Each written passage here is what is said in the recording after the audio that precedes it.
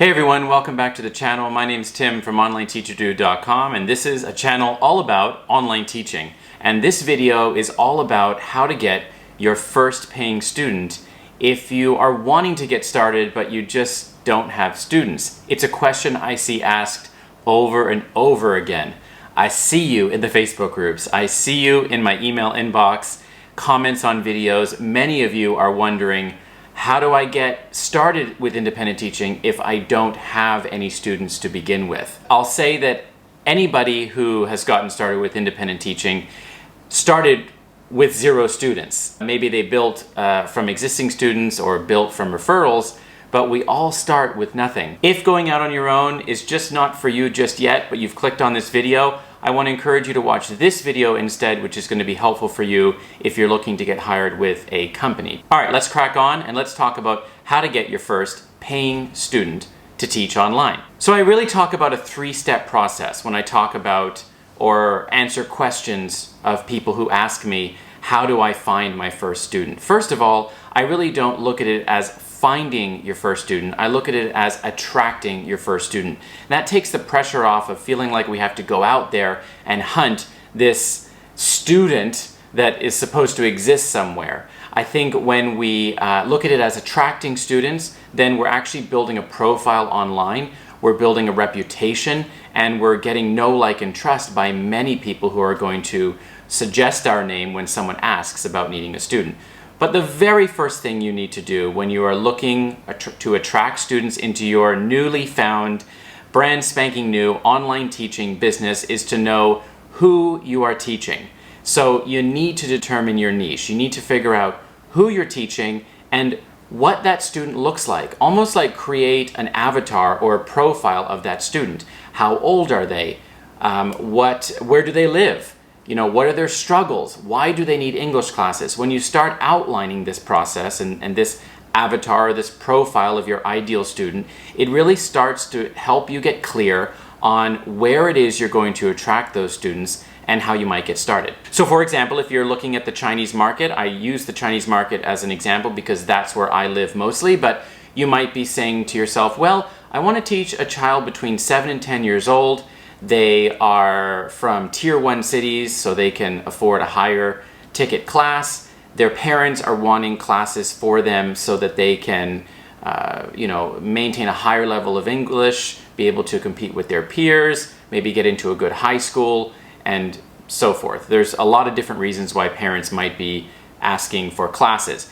This might not be something that you know right away, but as you get into the game, you'll start to see and hear why, parents or students are wanting to book your classes. So after you've done step 1 and you've figured out who you want to teach, you now need to figure out where are they hanging out. So being online is the place to go, really, to find online paying students.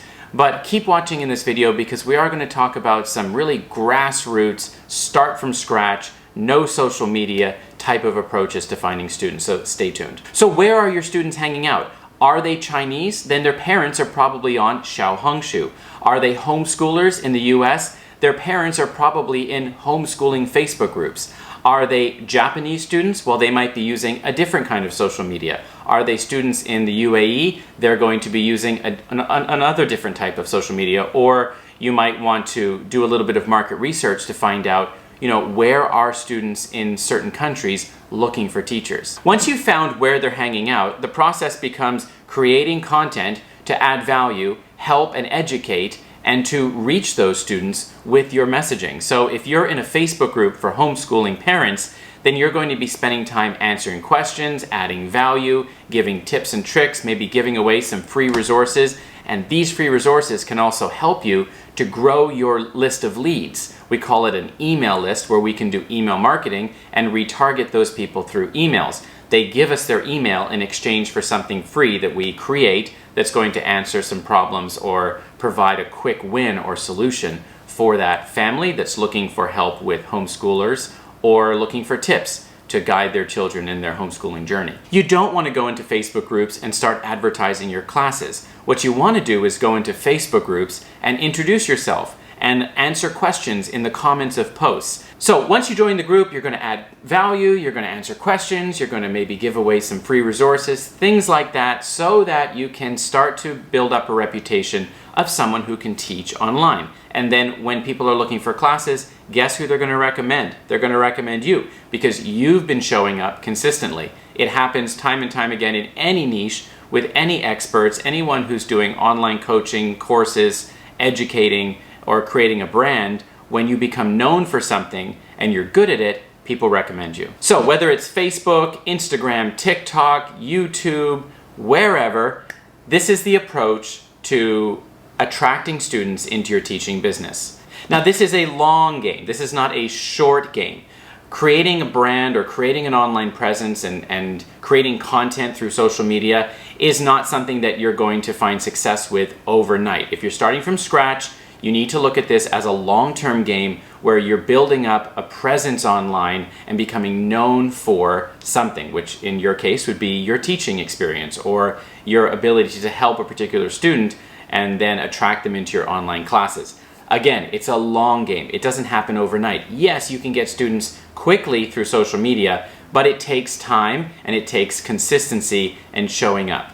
If you're looking for a short-term solution, which is, maybe you just don't want to use social media. I get people asking me all the time, do you need to have social media to create an online teaching business? I always say yes and no. If you want the long-term gain, then yes. If you want to create a funnel of leads coming into your business all the time while you're sleeping, then yes, you should have a social media presence. But it's not absolutely necessary. It's not required. I know many teachers who have found success without any social media and just by using some of the tactics that I'm going to talk about now. So let's say you are brand new to this online teaching game and you want to get started. You don't want to invest a lot of money.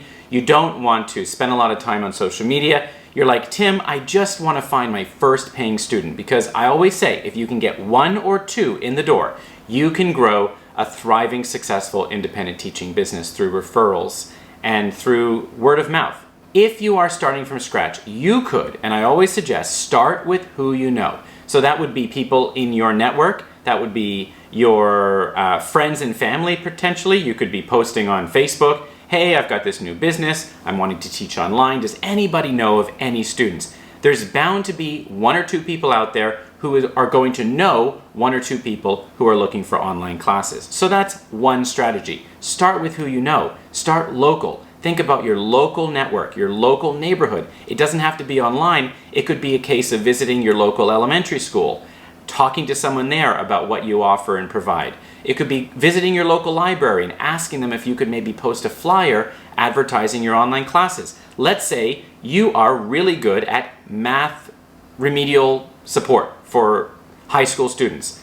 I know that there's a lot of high school students out there looking for math support in whatever particular area of math there is. So if you have that expertise, you could go and visit your local library and say, hey, can I advertise my classes in the library here?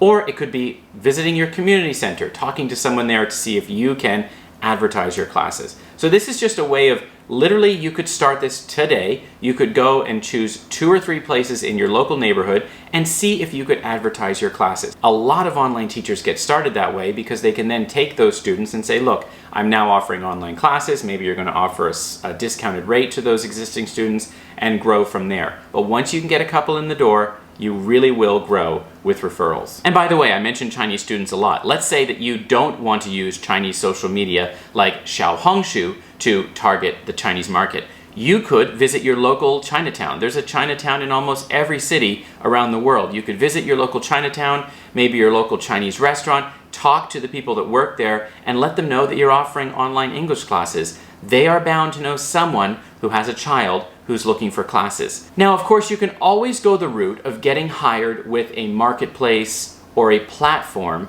to teach students.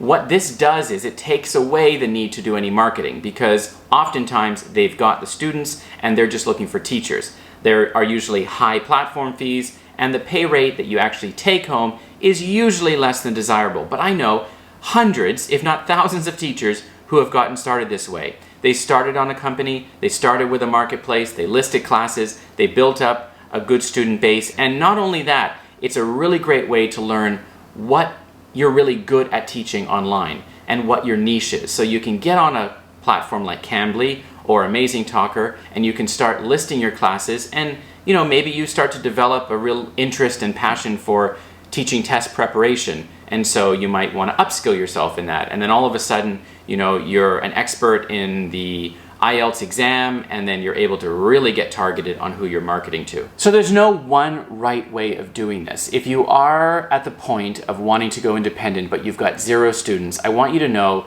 that there is hope for you out there, and that there is a way to start attracting students and to get 1 or 2 in the door.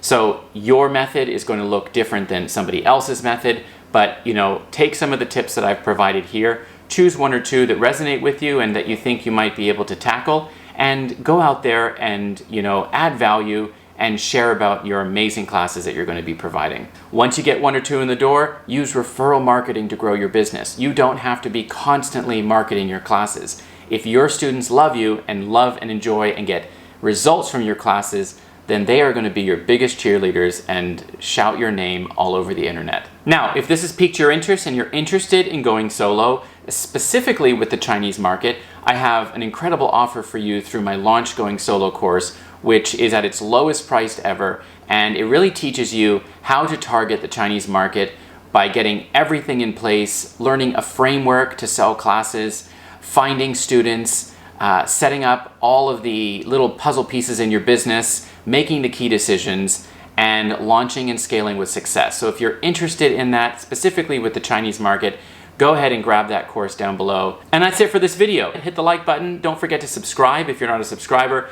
And let me know in the comments below, what strategies are you going to implement to find your first student? And if you have found your first student, how did you find them? Or, the way I like to describe it, how did you attract them? Let me know. Can't wait to see you in the next one. Bye, everyone.